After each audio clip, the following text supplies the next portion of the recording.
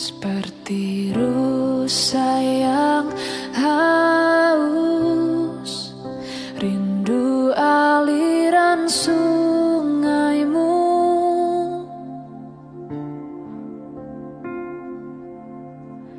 Hatiku tak tahan menunggumu.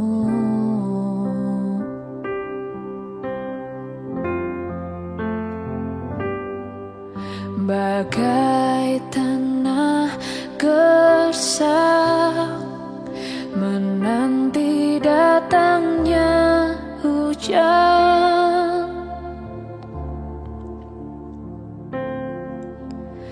Begitupun jiwaku,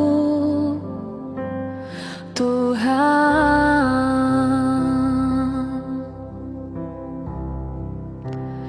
Hanya Engkau,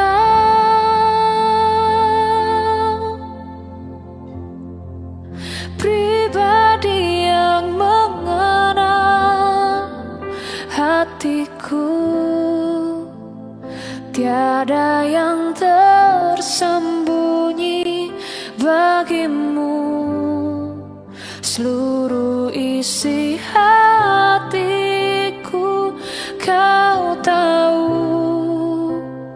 Dan bawaku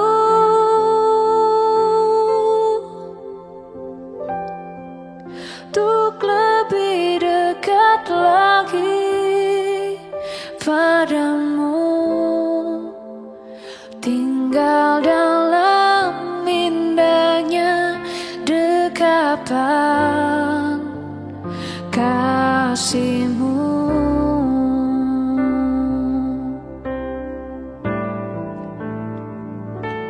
Seperti rusa yang haus, rindu aliran sungaimu.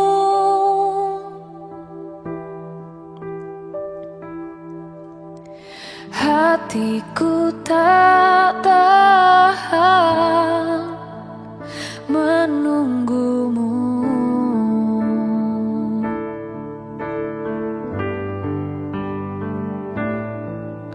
Bagai tanah gersang menanti datangnya hujan.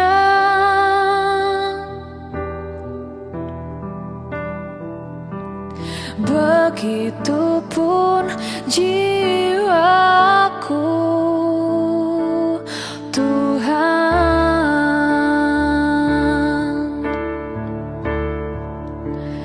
Hanya Engkau,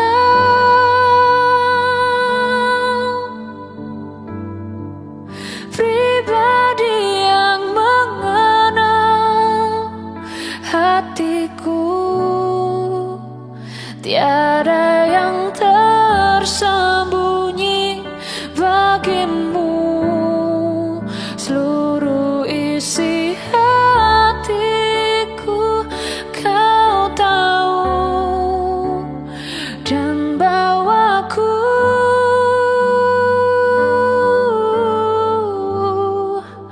untuk lebih dekat lagi padamu, tinggal dalam indahnya dekapan kasih-Mu.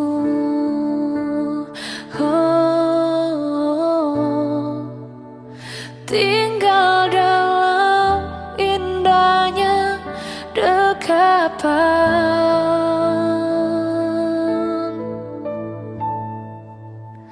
kasih-Mu.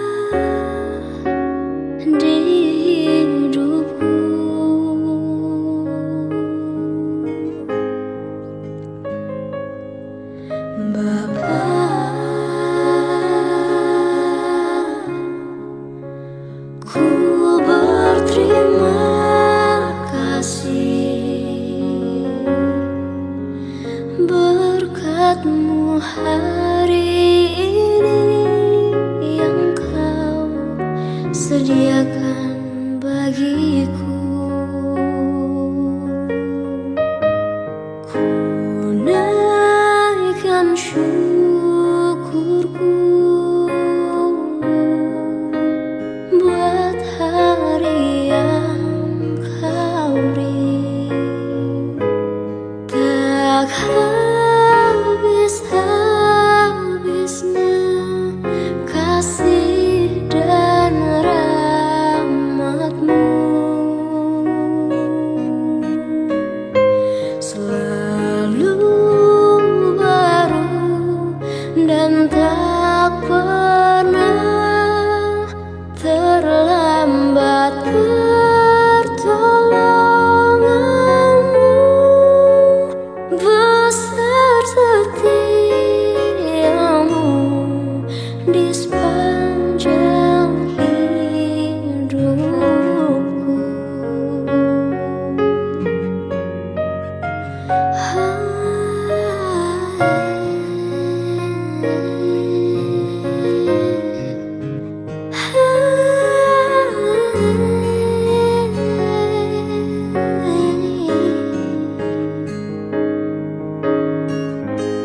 Ku naikkan syukurku buat hari yang kau beri. Tak habis-habisnya kasih dan rahmat-Mu, selalu baru dan tak pernah terlambat. Pertolongan.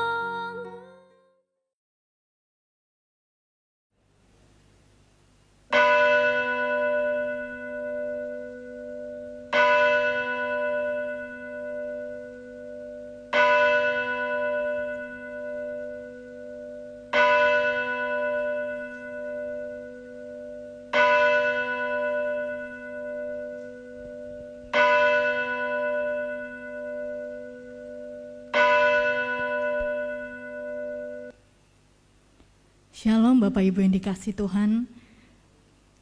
Kita semua sama-sama bersyukur pada hari ini kita masih diberikan satu kali lagi kesempatan untuk kita boleh sungguh-sungguh beribadah, kita boleh sungguh-sungguh memuji dan menyembah Dia. Mari saya undang untuk bangkit berdiri. Sebelum kita memulai ibadah, kita akan menyanyikan lagu Indonesia Raya untuk memperingati kemerdekaan bangsa kita, bangsa Indonesia.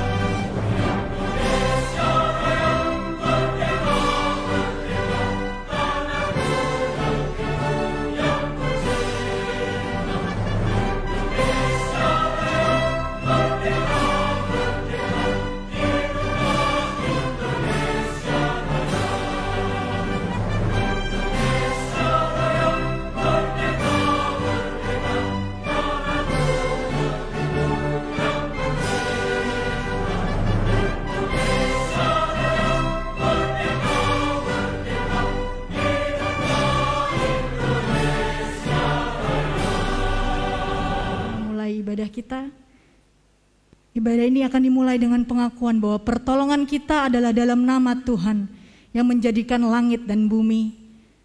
Turunlah kiranya atas kita sekalian kasih karunia dan damai sejahtera dari Allah Bapa dan Tuhan kita Yesus Kristus.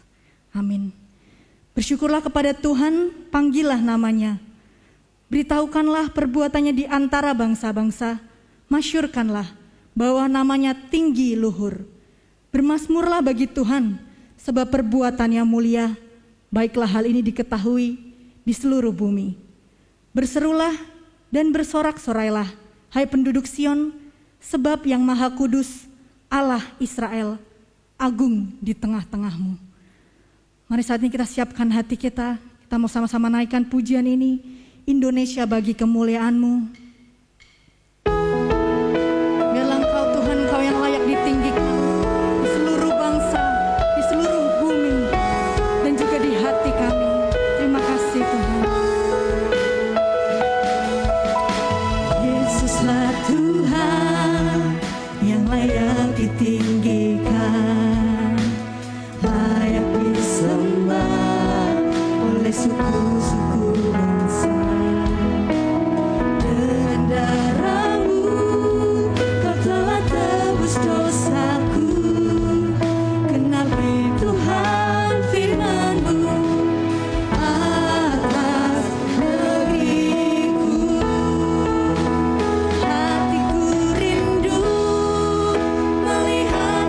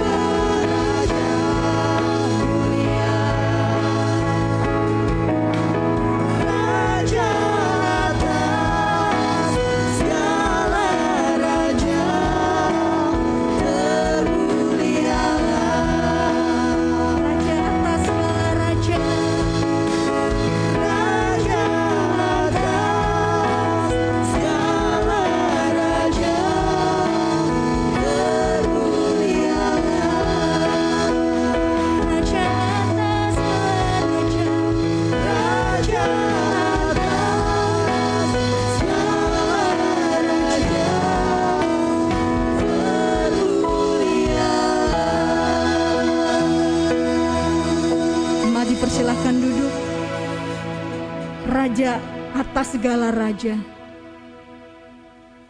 Dia adalah raja, namun dia juga mengorbankan dirinya mati bagi kita.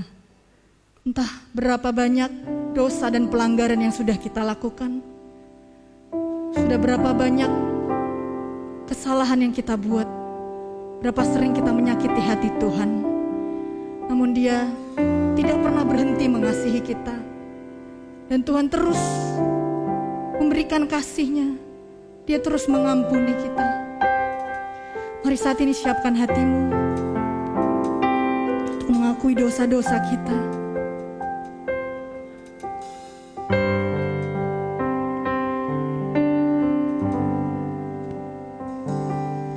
Sejauh timur dari barat, Engkau membuang dosaku.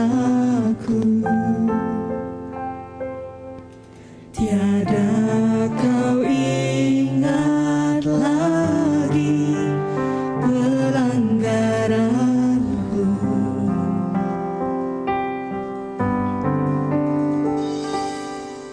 Jauh ke dalam tubir laut, kau melemparkan dosaku. Tiada kau perhitungkan kesalahanku. Betapa besar kasih pengampunanmu, Tuhan. Tak kau pandang hina hati yang hancur.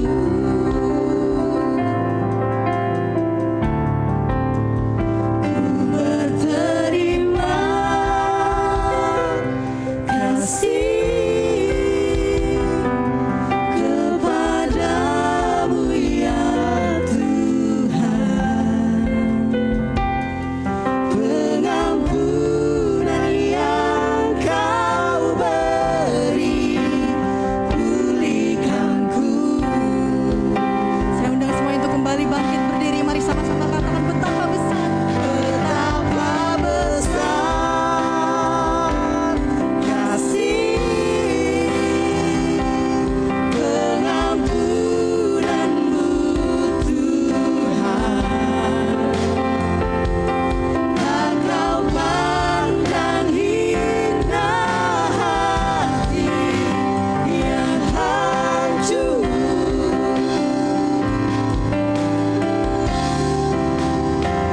Berterima kasih kepadamu ya Tuhan. Pengampunan yang kau beri, Pengampunan yang kau beri, pengampunan yang kau beri, pengampunan. pengampunan yang kau beri, pulihkanku.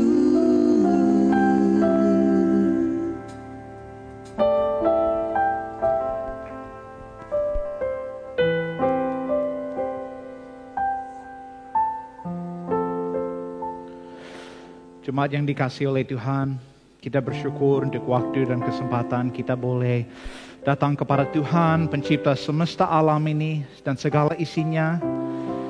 Namun juga kami dapat sebut Bapa. Kita bersyukur untuk pengorbanan Tuhan Yesus yang begitu besar bagi setiap kita. Pengorbanan yang kami tidak bisa mengerti atau membayangkan sejauh mana Tuhan Yesus, apa yang Dia lakukan buat setiap kita. Firman Tuhan berkata bahwa Dia tidak dilakukannya kepada kita setimpal dengan dosa kita, dan tidak dibalasnya kepada kita setimpal dengan kesalahan kita. Tetapi setinggi langit di atas bumi, demikian besarnya kasih setianya atas orang-orang yang takut akan Dia. sejauh timur dari barat, demikian dijauhkannya daripada kita pelanggaran kita.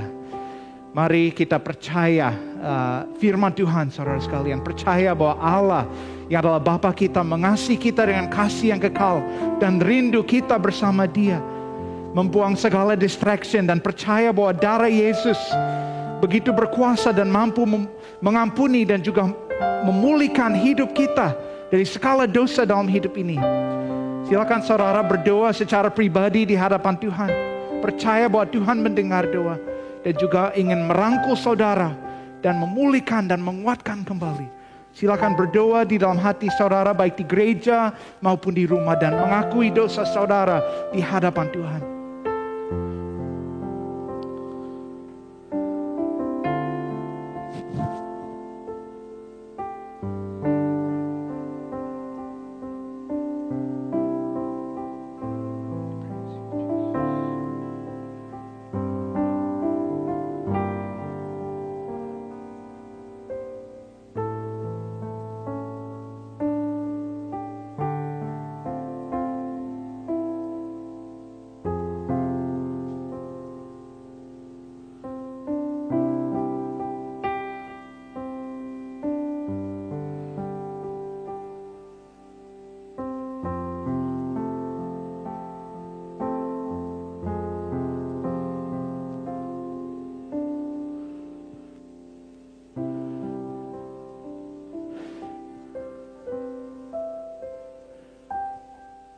Tuhan, kami mau sampaikan terima kasih kepada Engkau untuk hidup kami yang Tuhan berikan. Dan segala kebaikan yang Tuhan berikan kepada kami. Segala hal yang indah yang kami mengalami di dunia ini. Namun kami harus mengakui kami adalah manusia berdosa dan najis. Walaupun mungkin di luar kelihatan rohani, tapi di dalam hati dan pikiran ada begitu banyak hal yang tidak berkenan kepada Allah. Dan juga najis di hadapan Allah. Mungkin juga banyak perbuatan di luar. Bapa, kami mau mengakui atau mengatakan benar, demikianlah kami. Kami tidak bisa membawa perbuatan baik manapun kepada Engkau. Hanya memberikan diri kami dan mengatakan, saya orang berdosa dan saya pantas dihukum dengan neraka kekal. Bapa, kiranya pagi hari ini kami dapat menerima pengampunan dan juga pemulihan. Karena darah-Mu yang kudus yang telah mengalir bagi setiap kami 2000 tahun yang lalu. Dengan iman kami menerima. Walaupun kami tidak bisa melihat Engkau dengan mata. Kami percaya bahwa Engkau berada di dalam hati kami. Engkau berada di tengah-tengah kami di ruangan ini. Dan kami ingin mengalami hadirat-Mu yang kudus.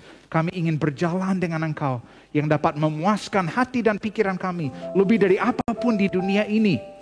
Terima kasih Bapa untuk waktu ini. Terima kasih untuk pengampunan. Kiranya kami dapat berjalan di dalam kekudusan dengan sisa waktu yang Tuhan percayakan kepada kami di dunia ini. Di dalam nama Yesus kami berdoa. Amin. Saudara, kita bersyukur untuk darah Yesus yang telah membasuh kita dari segala dosa dan kejahatan. Dan sekarang kita adalah milik Yesus Kristus secara kekal. Jadi kita nyanyikan lagu ini dari hati kita dengan penuh semangat. Bahwa kita sudah dijadikan milik Tuhan secara kekal, saudara-saudara. Ini adalah harapan kita. Kita nyanyi dengan penuh semangat. APPK 179. Kini ku milik Yesus. Kasih Tuhan.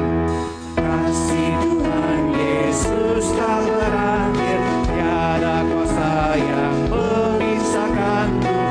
Dia menebusku korban diri. Kini ku miliknya.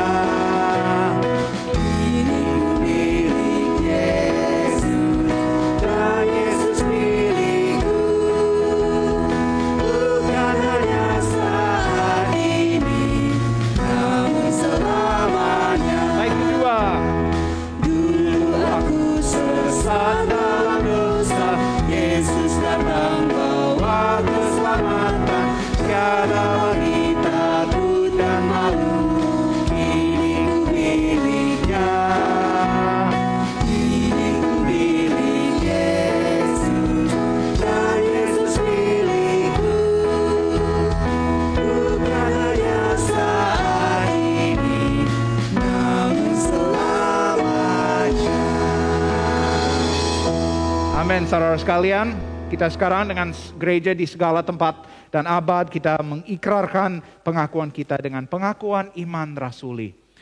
Aku percaya kepada Allah, Bapa yang Maha Kuasa, Khalik langit dan bumi, dan kepada Yesus Kristus, anak yang tunggal Tuhan kita, yang dikandung daripada Roh Kudus, lahir dari anak darah Maria, yang menderita sengsara di bawah pemerintahan Pontius Pilatus, disalibkan, mati dan dikuburkan, turun ke dalam kerajaan maut, pada hari yang ketiga bangkit pula dari antara orang mati, naik ke surga, duduk di sebelah kanan Allah, Bapa yang Maha Kuasa, dan dari sana ia akan datang untuk menghakimi orang yang hidup yang mati. Aku percaya kepada Roh Kudus, gereja yang kudus tanam, persekutuan orang kudus, pengampunan dosa, kebangkitan tubuh, dan hidup yang kekal. Amin. Saudara dipersilakan duduk kembali.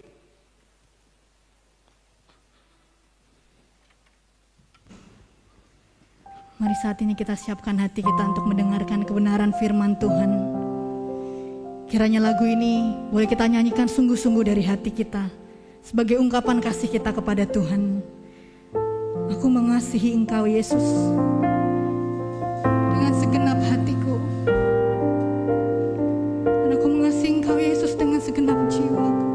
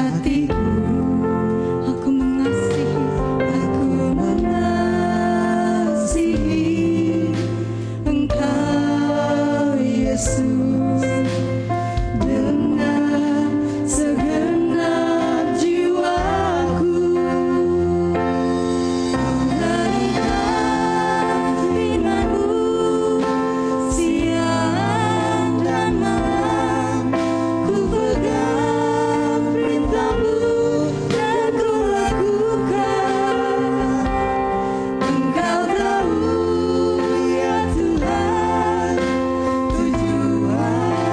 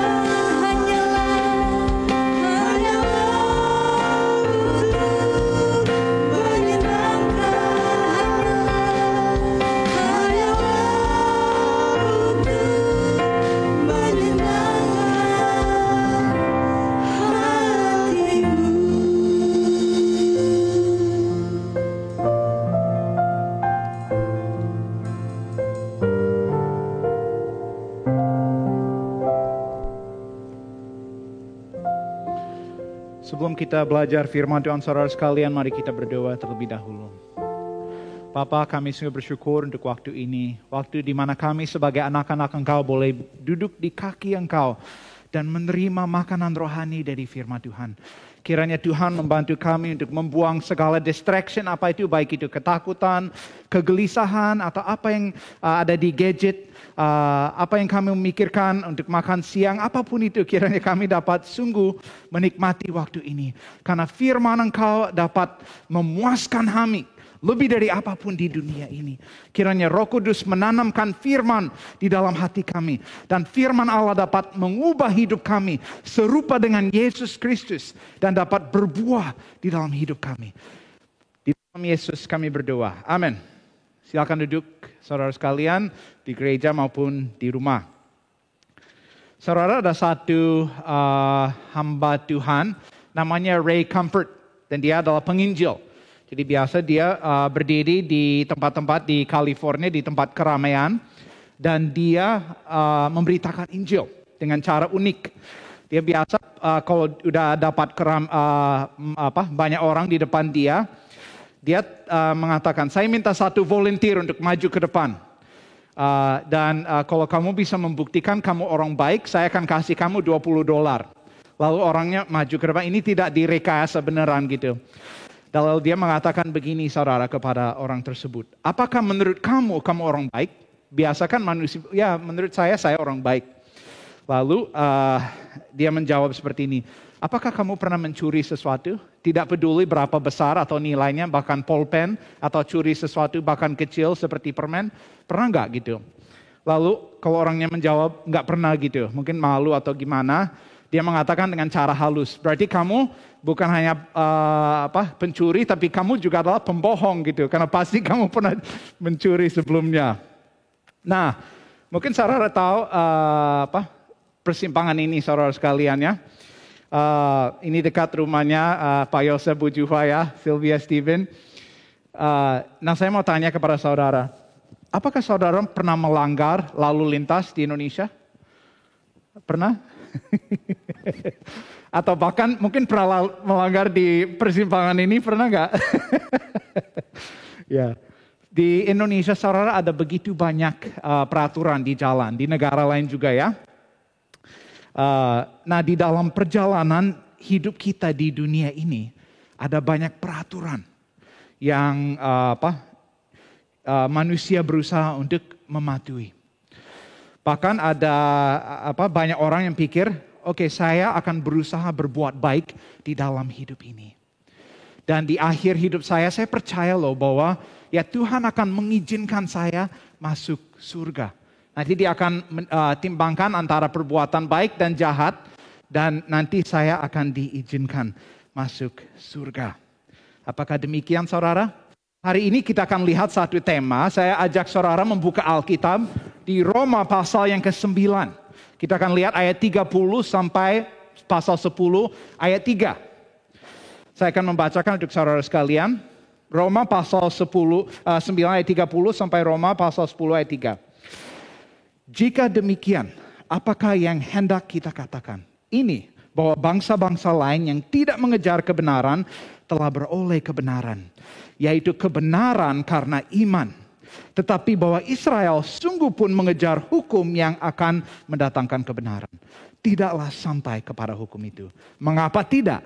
Karena Israel mengejarnya bukan karena iman tetapi karena perbuatan. Mereka tersandung pada batu sandungan. Seperti ada tertulis. Sesungguhnya aku meletakkan di Sion sebuah batu sentuhan. Dan sebuah batu sandungan. Dan siapa yang percaya kepadanya tidak akan dipermalukan. Saudara, orang Yahudi terkenal sebagai orang yang paling agamawi. Boleh dikatakan di dalam dunia ini. Jadi orang Yahudi berdasarkan hitungan mereka di kitab suci ada 613 perintah yang disebut mitzvot saudara sekalian. Yang mereka harus ikutin dalam hidup ini. Plus juga ada Mishnah yaitu tradisi-tradisi yang mereka harus ikutin saudara. Dan cara mereka menafsirkan kadang-kadang absurd ya, apa yang perintah-perintah yang harus dilakukan. Nah, pertama yang kita akan melihat saudara adalah salah persepsi orang Yahudi tentang kebenaran saudara sekalian. Orang Yahudi menganggap bahwa orang non-Yahudi tidak bisa selamat kecuali mereka menjadi orang Yahudi. Mereka anggap orang non-Yahudi, misalnya di zaman Yesus, hanya baik untuk menjadi BBM neraka. Hanya bagus untuk menjadi bahan bakar untuk neraka. Kenapa? Demikian. Orang Yahudi dia anggap dia anak emas. Dia anak pilihan. Kan kalau lihat kembali di Alkitab saudara di ayat 4 dari pasal 9 dikatakan demikian. Sebab mereka adalah orang Israel. Mereka telah diangkat menjadi anak. Dan mereka telah menerima kemuliaan dan perjanjian-perjanjian. Dan hukum Taurat dan ibadah dan janji-janji. Supaya kita memahami mengapa orang Yahudi mengejar kebenaran dengan perbuatan, karena cara mereka menafsirkan hukum Taurat dan pola pikir. Mereka anggap saya adalah bangsa pilihan keturunan Abraham. Dan juga saya waktu itu kan masih ada bait suci di Yerusalem, ada sistem pengorbanan. Mereka percaya melalui itu dan juga mematuhi hukum Taurat. Jadi mereka pikir, oh dengan hal-hal ini saya akan diselamatkan. Nah, apakah ini benar saudara? Apakah benar? Apa yang dikatakan firman Tuhan selain yang kita bacakan tadi? Roma 3 ayat 20 mengatakan demikian. Sebab tidak seorang pun yang dapat dibenarkan di hadapan Allah oleh karena melakukan hukum Taurat. Karena justru oleh hukum Taurat orang mengenal dosa. Orang Yahudi begitu hafal kitab suci ya saudara. Mereka bisa menulis, mereka bisa hafal begitu banyak bagian. Namun cara mereka menafsirkan salah. Mereka melihat hukum Taurat seperti ini dan melihat dengan cara begini. Oh ini peraturan, kalau saya ikutin saya bisa jadi benar bila saya ikutin. Namun Yesus datang dan memberikan khotbah di atas bukit.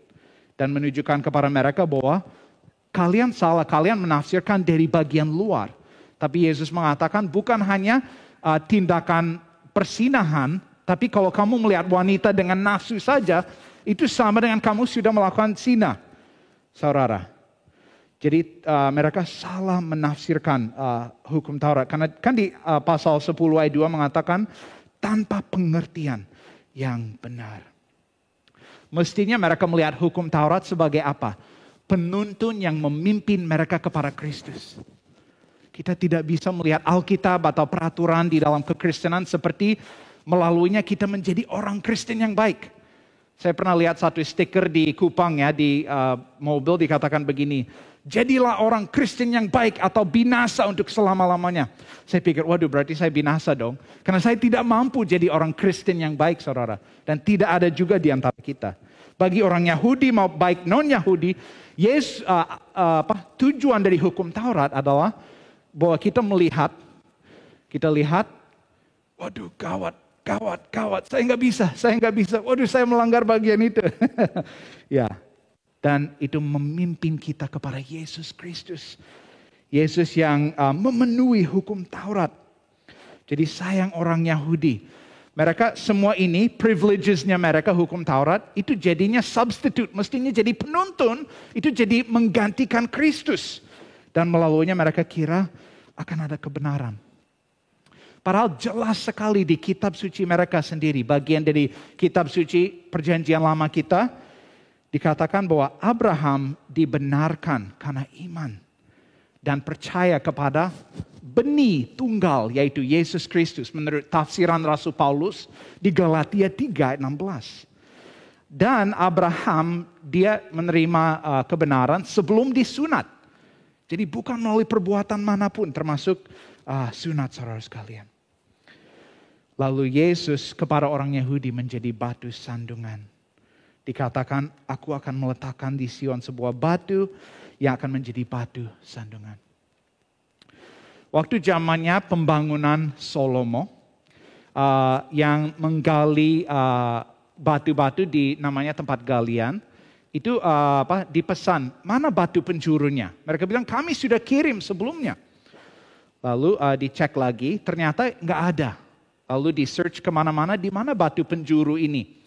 Ternyata batu penjuru dibuang ke lembah Kidron di sebelah timurnya Bait Suci.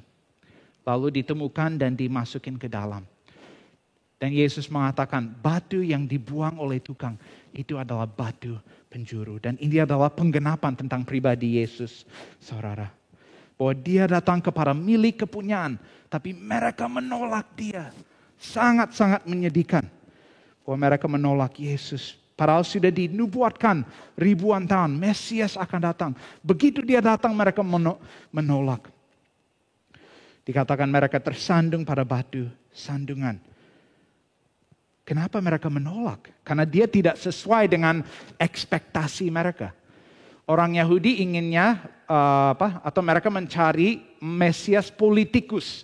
Seseorang yang akan melepaskan mereka dari tindakan Romawi. Bahkan para murid Yesus, perkiraan mereka juga demikian. Bahwa Yesus adalah rabinya mereka, juga Mesias yang akan melepaskan mereka dari penindasan Romawi. Yohanes menulis di 1 Yohanes pasal 1 ayat 1. Apa yang kami melihat, apa yang kami meraba, apa yang kami dengar, dia adalah Allah yang Maha Kuasa.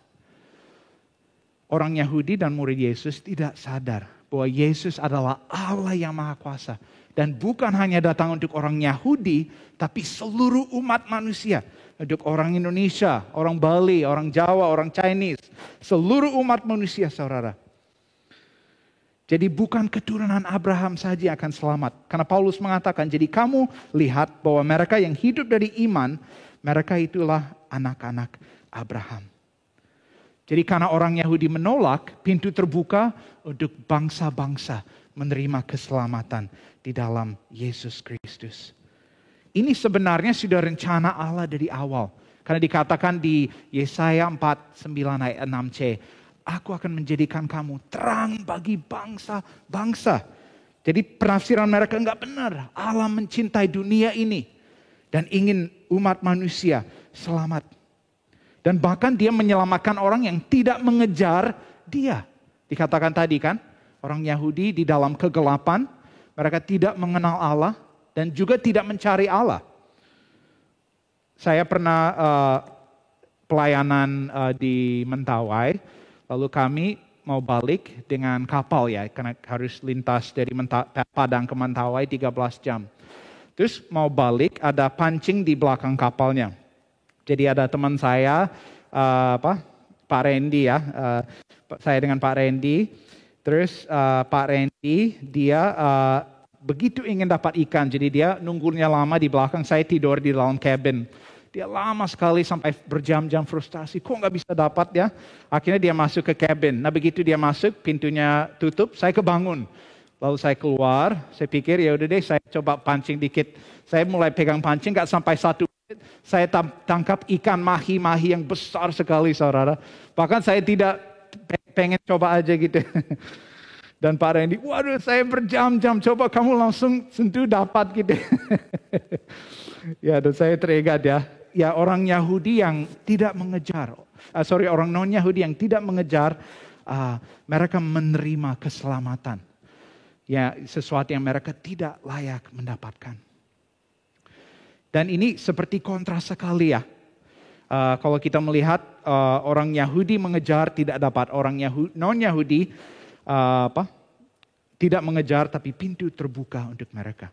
Apakah berarti kesetiaan Allah ditiadakan? Enggak, saudara. Ada satu kutipan yang sangat bagus dari D.A. Carson yang mengatakan begini. Tuhan benar-benar berdaulat, tetapi kedaulatannya tidak pernah mengurangi tanggung jawab manusia. Dan ini adalah sebuah misteri. Bahkan mungkin saudara mengatakan, apakah saya yang terpilih atau enggak? Oh jangan-jangan saya tidak terpilih. Kalau saudara menganggap jangan-jangan saudara terpilih, saudara terima Yesus dan saudara akan menemukan bahwa saudara adalah bagian dari yang terpilih. Ada satu pintu ya, ilustrasi ada pintu di surga dikatakan barang siapa, jadi pintu terbuka untuk barang siapa mau menerima Dikatakan di Wahyu dan juga di bagian yang lain. Tapi begitu kita buka pintu masuk atas maksudnya anugerah Tuhan, ternyata di balik pintunya tertulis, dipilih sebelum dunia dijadikan. Jadi hal seperti ini ada hal yang kita tidak akan memahami sepenuhnya tentang yang disebut oleh D.A. Carson ya. Yang dia disertasi tentang topik ini antara tanggung jawab manusia dan kedaulatan Allah atau predestinasi. Tapi don't worry saudara tentang hal ini. Yang penting kita menerima Yesus dan berjalan bersama Dia. Dan jangan pikir melalui agama atau perbuatan baik kita akan diterima di dalam surga seperti salah persepsi orang Yahudi. Bagian kedua saudara, kita melihat doa Paulus saudara. Paulus adalah dulu kan dia menganiaya orang Kristen. Habis itu Paulus menjadi orang yang dipakai Tuhan dengan luar biasa. Tapi dia dibenci sama orang Yahudi. Dia dianggap pengkhianat. Karena dia akan bagi mereka menyebarkan pengajaran yang menyesatkan. Tapi apa reaksinya Rasul Paulus saudara? Apakah dia benci mereka? Apakah dia senang bahwa mereka menolak Yesus? Enggak loh. Dia mendoakan sebangsanya supaya mereka selamat ya. Di akhir khotbahnya Los Ezra 2 minggu yang lalu, Los Ezra sebut beberapa ayat ya, seperti Yeheskiel 33 ayat 11, bahwa Allah tidak berkenan kepada kematian orang fasik dan bahwa Allah tidak ingin ada orang binasa. Saudara sekalian dari 2 Petrus 3 ayat 9. Dan saya percaya ini mesti menjadi hati kita. Dan hati Paulus di sini adalah dari Allah, bukan dari Paulus. Untuk mendoakan orang di sekitar kita. Bahkan mendoakan orang yang membenci atau menyakiti kita. Bukan bagian kita saudara untuk menyerang misalnya orang Yahudi, Israel, atau campur politik, benci, atau ikut media benci negara ini, presiden ini. Itu bukan bagian kita sebagai tubuh Kristus. Hati-hati. Kita di dunia ini menjadi terang dan garam. Jangan campur dalam politik. Kita mendoakan manusia, mendoakan bangsa, mendoakan suku, mendoakan presiden. Supaya mereka selamat. Ada di 1 Timotius pasal 2 ayat 1-4. Paulus bukan hanya care tapi memiliki action buat mereka. Bahkan kalau ingat sebelumnya di pasal 9 dia mengatakan, saya rela binasa kekal kalau mereka selamat. Apakah saudara rela masuk neraka kekal demi saudara, keluarga atau orang lain? Relakah? Itu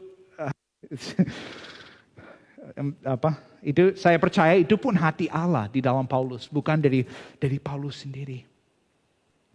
Dan ini adalah misi Paulus kan adalah rasul kepada bangsa-bangsa, bukan kepada orang Yahudi. Yahudi kan menolak dia. Padahal dia adalah orang yang paling qualified untuk melayani orang Yahudi. Tapi supaya jangan ada yang memegahkan diri di hadapan Allah, Paulus dipilih untuk orang non-Yahudi. Dan Allah membuka jalan, pintu keselamatan sampai kepada bangsa-bangsa, sampai kepada Indonesia. Kita yang dulu di dalam kegelapan, Allah membuka jalan supaya kita juga selamat dari hukuman kekal di neraka. Saya kadang-kadang lihat di Facebook, kan ada Facebook page buat teman-teman di kampung saya namanya Carmel Valley Locals. Ada Facebook page buat SMA saya. Dan saya lihat ya, yang Kristen itu sedikit sekali. Bahkan saya dihina, saya diejek dan tidak disenangi family saya, teman-teman lama saya. Dan ya udah gak apa-apa, terserah mereka. Saya heran banget. Kenapa saya terpilih dari semuanya? I can't imagine kenapa Allah memilih saya. Saya gak layak loh. Dan saya bersyukur saudara sekalian.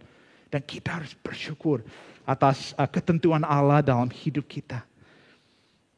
Bagian terakhir ya, Bagian terakhir adalah kebenaran Allah yang sejati dan kekal. Kita lagi melihat kebenaran Allah dan kebenaran manusia. Orang Yahudi, di sini Paulus katakan, saya heran Paulus bisa mengatakan hal positif tentang mereka. Dia dianiaya habis-habisan. Mereka kejar dia di seluruh dunia untuk membunuh dia. Dia mengatakan, sebab aku dapat memberi kesaksian tentang mereka, bahwa mereka sungguh-sungguh giat untuk Allah, tetapi tanpa pengertian yang benar. Jadi orang Yahudi itu benar-benar anggap paling giat ya untuk menyembah Allah yang benar, mematuhi kitab suci dan lain sebagainya. Masalahnya mereka keliru, dikira melalui perbuatan, dikira hanya mereka dan lain sebagainya.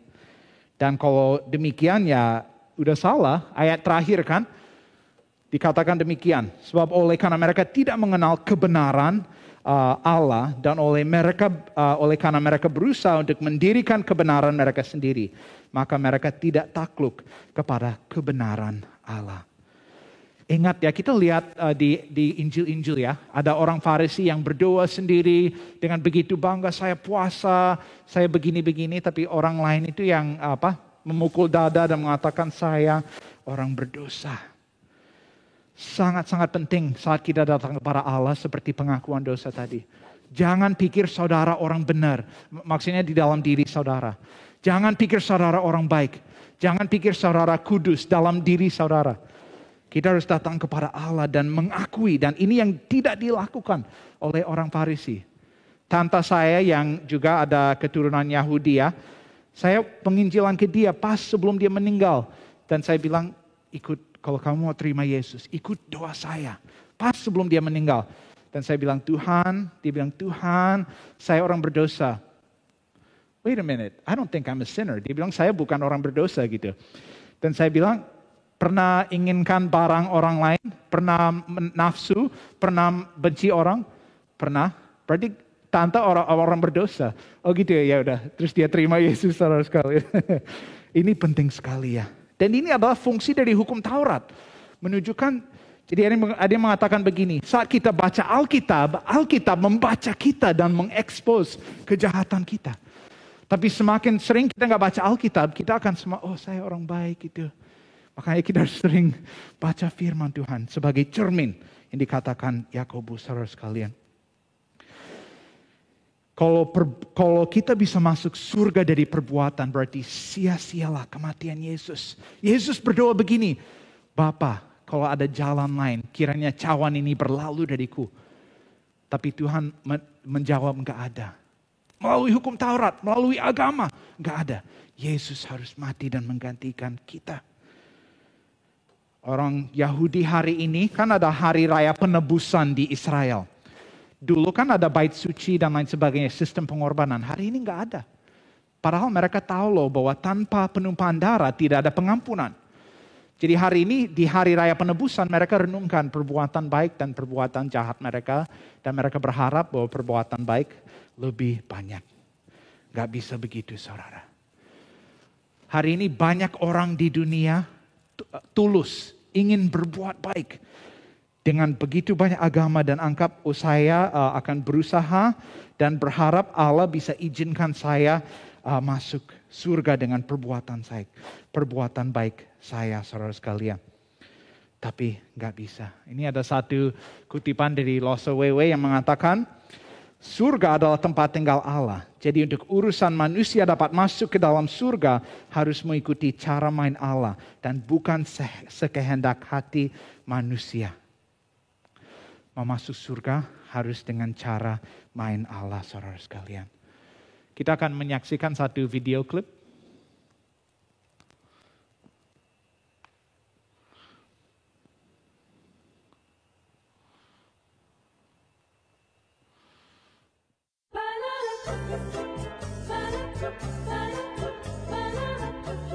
Next. File, please. Some lying, some stealing, and some acts of kindness here and there. I tried to live a good life. Well, let's see how good.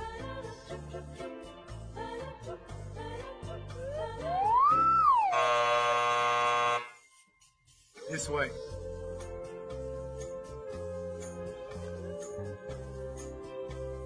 Next. File, please. Okay, I admit it. I did a lot of bad things. Yes, I see. But I've done good things too, to offset the bad things. Like one time I cheated on a test, but then I cleaned up trash in the park. Mm-hmm. That should balance out, right? Let's find out.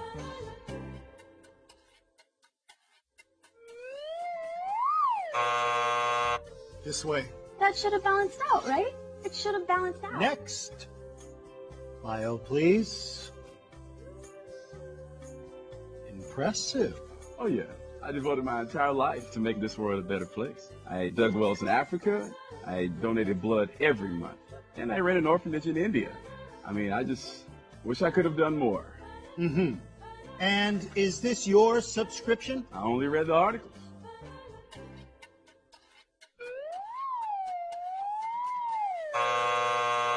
I only read the articles. I only read the articles. Next. My mom goes to church. Was baptized as a baby? Take American Express, right? Next. File, please. Whoa. Somebody's been busy. Well, let's get this over with. Sorry, I didn't know he was with you. Okay, step on the scale. Not you. Him.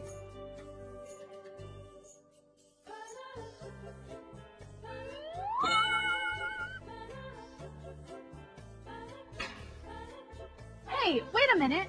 That is totally not fair. That's why it's called grace.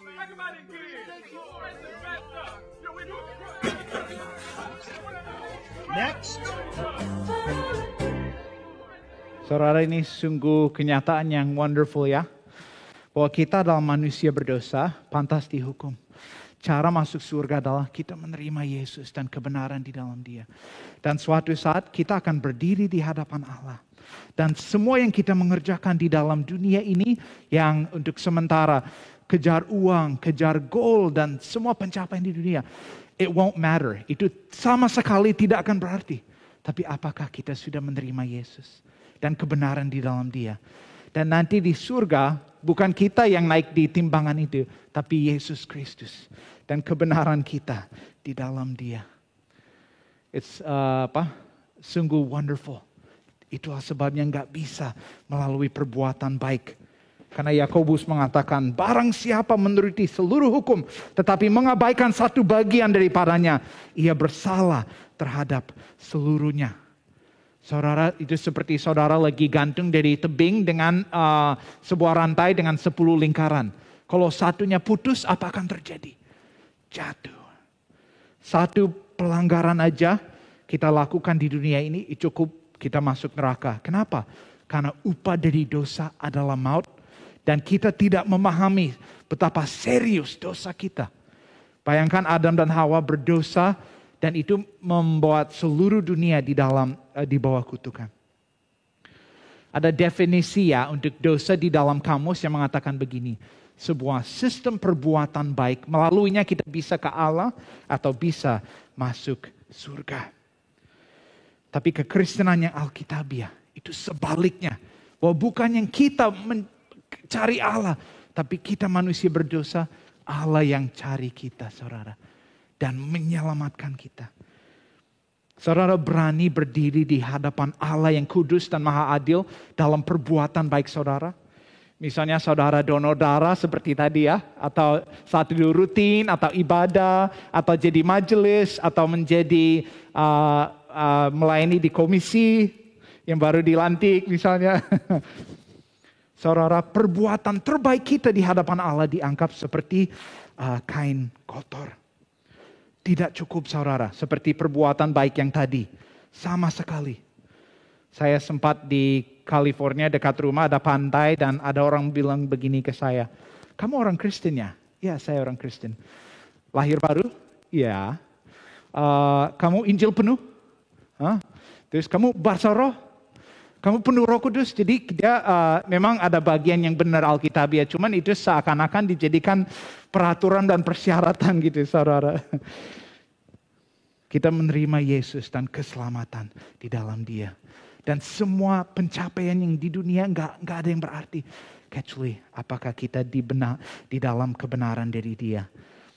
Paulus mengatakan, dan berada di dalam Dia bukan dengan kebenaranku sendiri. Bukan karena mentaati hukum Taurat, melainkan dengan kebenaran karena kepercayaan kepada Kristus, yaitu kebenaran yang Allah anugerahkan berdasarkan kepercayaan. Ini adalah hal yang saya dan saudara tidak pernah akan bisa capai sampai selama-lamanya. Karena tanpa iman kita tidak mungkin berkenan kepada Allah untuk menerima kebenaran di dalam Yesus atau kesempurnaan. Jim Elliot mengatakan seperti ini, bukanlah orang bodoh yang melepaskan apa yang tidak bisa dia pertahankan untuk mendapatkan apa yang dia tidak bisa hilang daripadanya. Apa yang ada di dunia ini suatu saat akan hilang selama-lamanya. Dan apa akan berarti selama-lamanya? Karena suatu saat saya dan saudara akan berdiri di hadapan Allah seperti di video tadi. Tapi enggak, Tuhan Yesus tidak seperti orang itu. Ini hanya ininya. Kita akan berdiri di hadapan Allah. Dan apa yang kita sudah kebenaran di dalam Kristus dan juga apa yang kita lakukan untuk Dia akan bertahan. Jadi pertanyaan ini buat setiap kita, yang pertanyaan dari Pak Pilatus yang mengatakan, ini jika begitu, apa yang harus ku berbuat dengan Yesus yang disebut Kristus?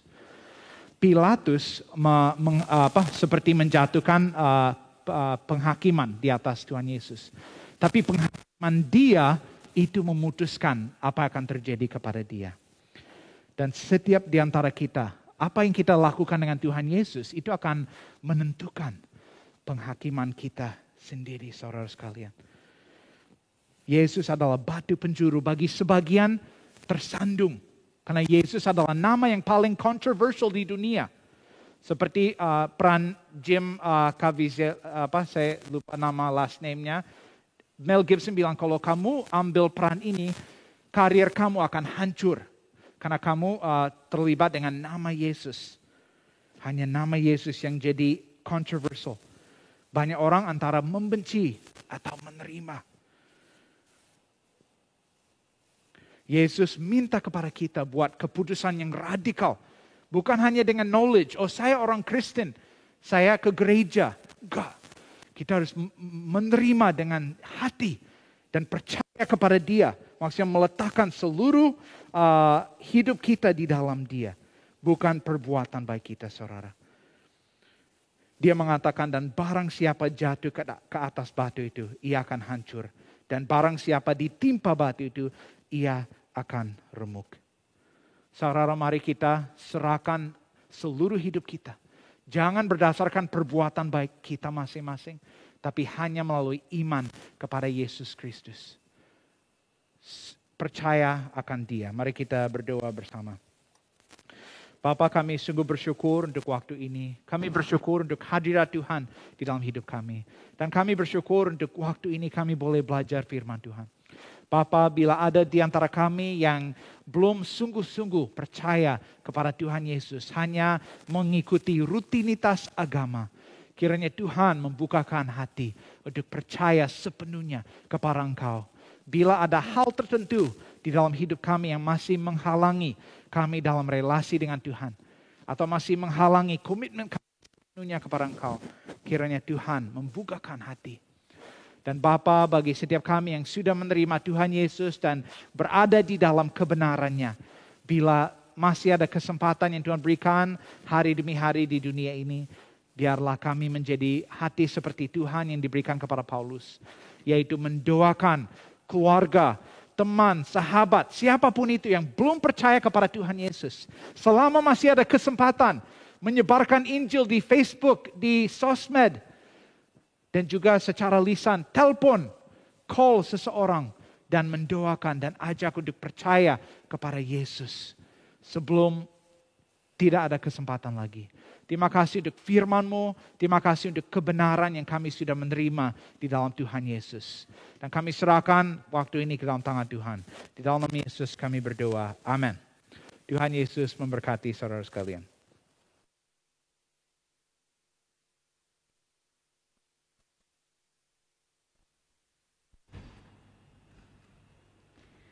Bersyukur untuk firman Tuhan yang sudah disampaikan, kiranya kita boleh semakin diteguhkan dan diisi dengan kebenaran Allah. Kita juga boleh diingatkan bahwa itu semua karena kasih karunia Tuhan, bukan karena perbuatan baik kita. Saat ini jemaat diundang untuk memberikan persembahan ucapan syukur yang dapat diberikan melalui QR Code atau transfer rekening yang tertera di layar Anda dan juga di kursi yang ada di depan Anda. Sembari kita memberikan ucapan syukur ini, mari kita naikkan pujian doa kami.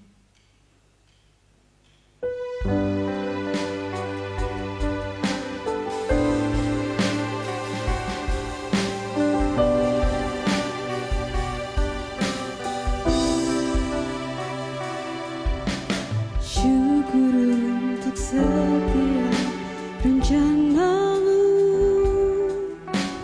dan rancanganmu yang mulia. Dalam satu tubuh kami bersatu menjadi duta kerajaan-Mu. Ku ucapkan berkat atas Indonesia, biar kemuliaan Tuhan akan nyata.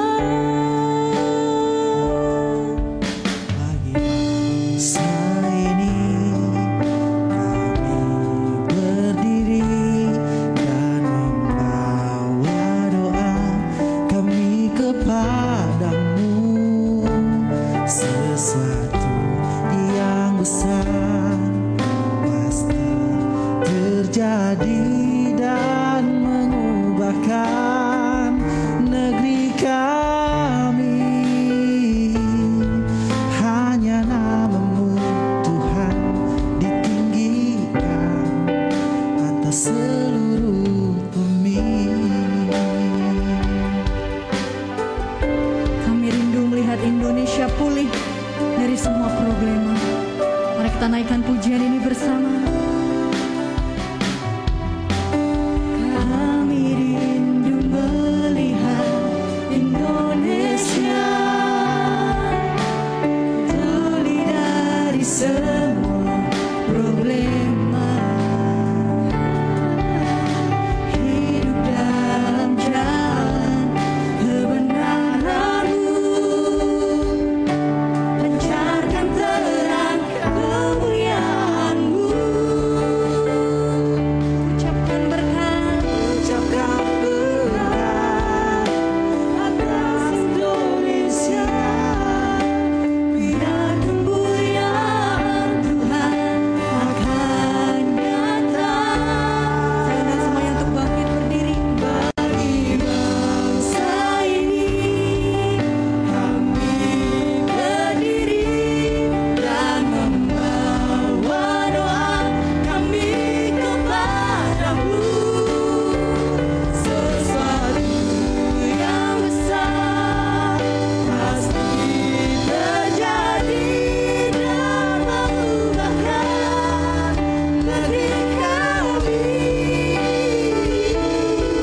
Hanya nama-Mu Tuhan ditinggikan, hanya nama-Mu Tuhan, hanya nama-Mu Tuhan ditinggikan, hanya nama-Mu, hanya nama-Mu Tuhan ditinggikan atas seluruh bumi.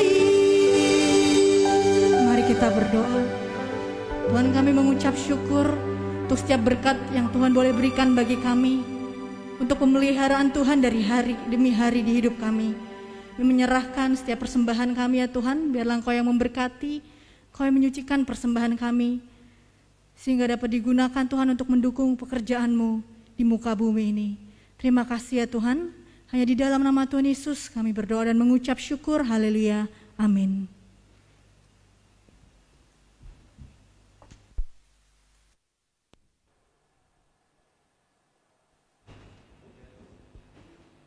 Testing, baik. Saudara sekalian, kita bersyukur untuk kesempatan kita boleh beribadah pada hari ini. Dan kiranya kita sungguh menjadi pengikut-pengikut Tuhan, murid-murid Kristus yang hidup di dalam anugerah Tuhan dan membagikan anugerah Tuhan itu kepada orang-orang yang ada di sekitar kita. Kita mulai saudara dengan yang terdekat dulu, keluarga kita. Entah itu orang tua, anak, pasangan, atau keluarga besar. Dan bagi kita para orang tua, maka mengingatkan bahwa pukul 12 nanti ada kebaktian untuk anak-anak kita, sekolah minggu. Bagi kita para orang tua yang masih punya anak-anak di usia yang ibadahnya adalah bersama dengan guru-guru sekolah minggu, mari kita persiapkan mereka. Entah melalui YouTube channel, yaitu yang kelas kecil, ataupun melalui aplikasi Zoom bagi yang kelas besar. Khususkan diri kita mendampingi anak-anak, sehingga anugerah Tuhan yang sudah kita terima, boleh kita bagikan dan kita pupuk di dalam diri anak-anak kita, sehingga mereka pun boleh terus semakin mengenal Tuhan.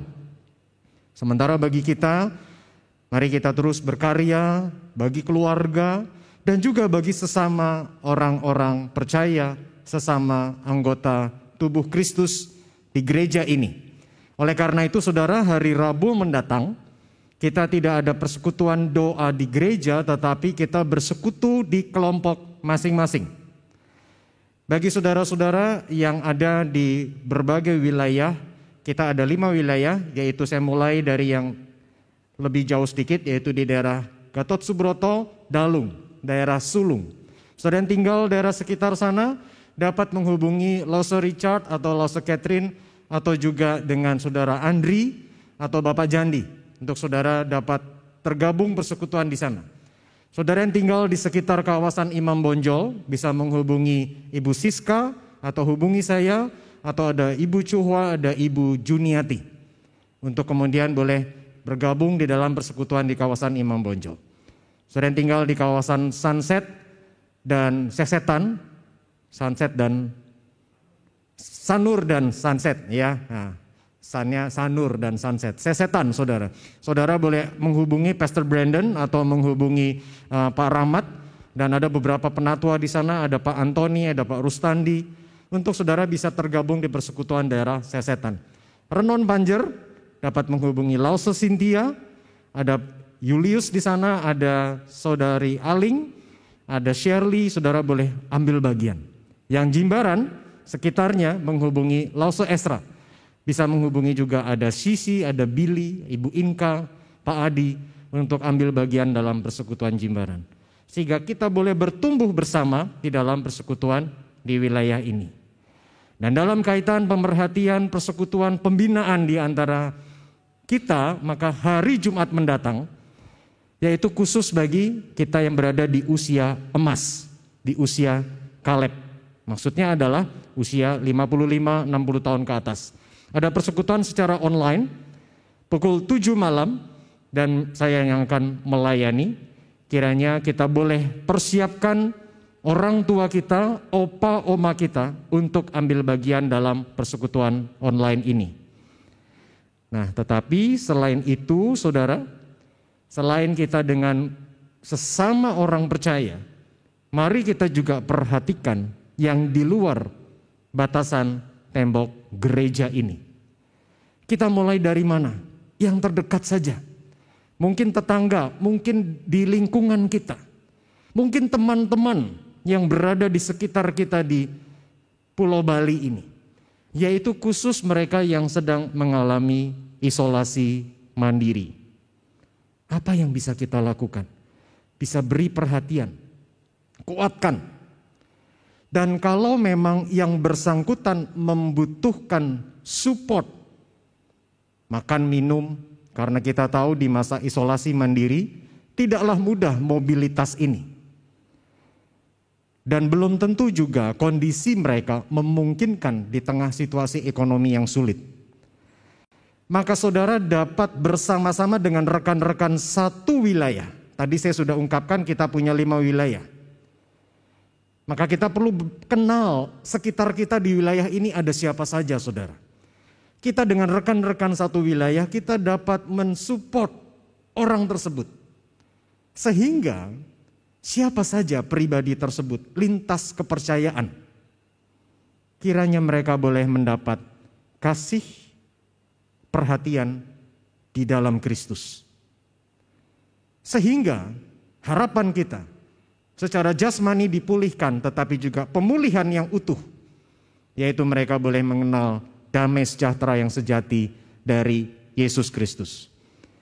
Gereja bisa mensupport, gereja siap mensupport, dan bersama-sama kita akan melakukannya.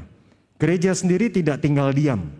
Setiap kali ada jemaat kita yang terpapar COVID-19, saudara, kita berikan support berupa vitamin, dan bahkan 90% dari jemaat kita yang terpapar COVID, kita beri dukungan juga untuk makan dan minumnya.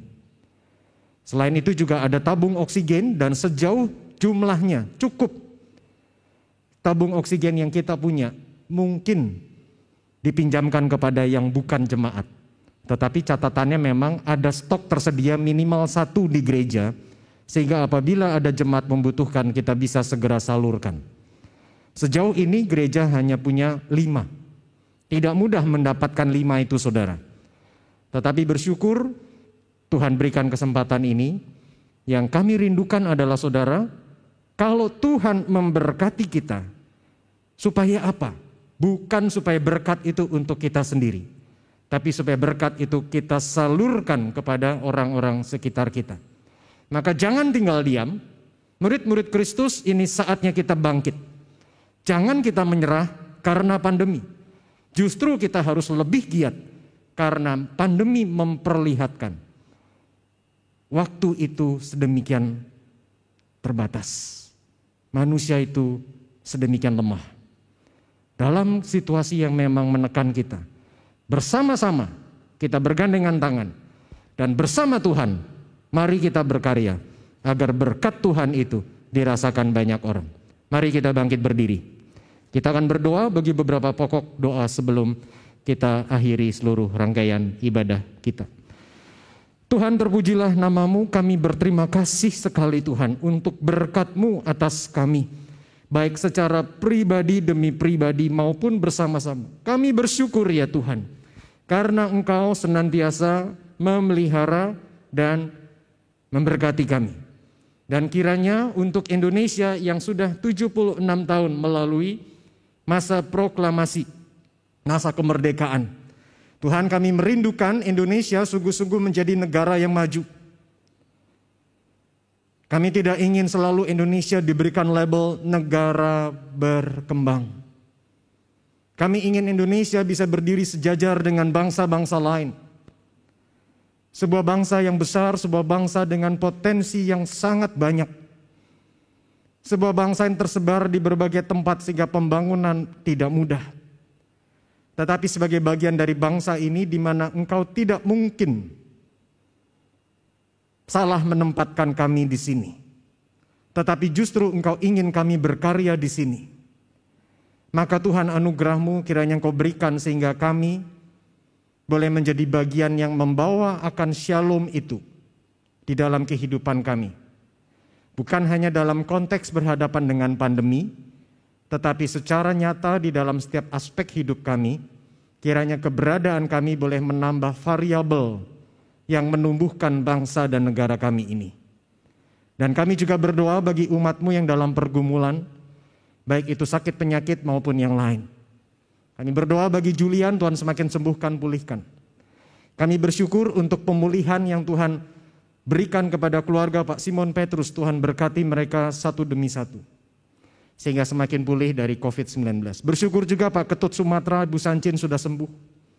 Bersyukur pula untuk pergumulan dari Kocin, Cimeling, Indra, Lisa, dan juga Wahyu. Kiranya Wahyu juga semakin dipulihkan dari COVID-19 ini. Bersyukur keluarga Pak Joni sudah sampai di Sulawesi Utara, Tuhan jaga pelihara mereka. Bersyukur karena Aldi masih beribadah bersama kami, dan kami percaya bahwa demikian pula Pak Joni dan Jekri dan juga David meskipun jauh dari kami. Tetapi masih ada momen kami boleh bersekutu bersama meskipun secara online. Bapa, terpujilah namamu. Engkaulah yang punya kerajaan dan kuasa dan kemuliaan. Dan berkati para penata layan hari ini. Tuhan juga berkati mereka-mereka yang melayani namun tidak tampak di layar. Kasih karunia berkat Tuhan untuk mereka.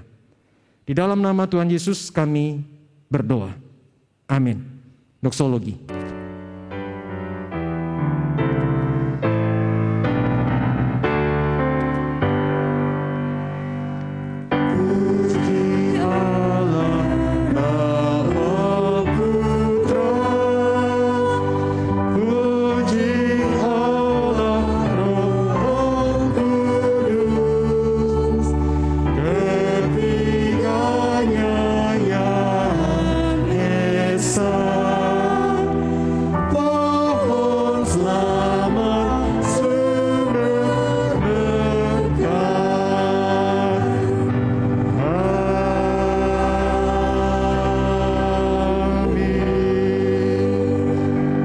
Marilah jadi murid-murid Kristus yang sudah menerima anugerah Tuhan dan membagikan berkat anugerah Tuhan itu. Arahkan hati saudara kepada Tuhan dan terimalah berkat-Nya. Allah mengasihani saudara dan memberkati saudara. Dia menyinari saudara dengan wajah-Nya supaya jalan-Nya dikenal di bumi dan keselamatannya itu di antara segala bangsa. Allah itu memberkati saudara. Segala ujung bumi kiranya takut akan Dia. Amin.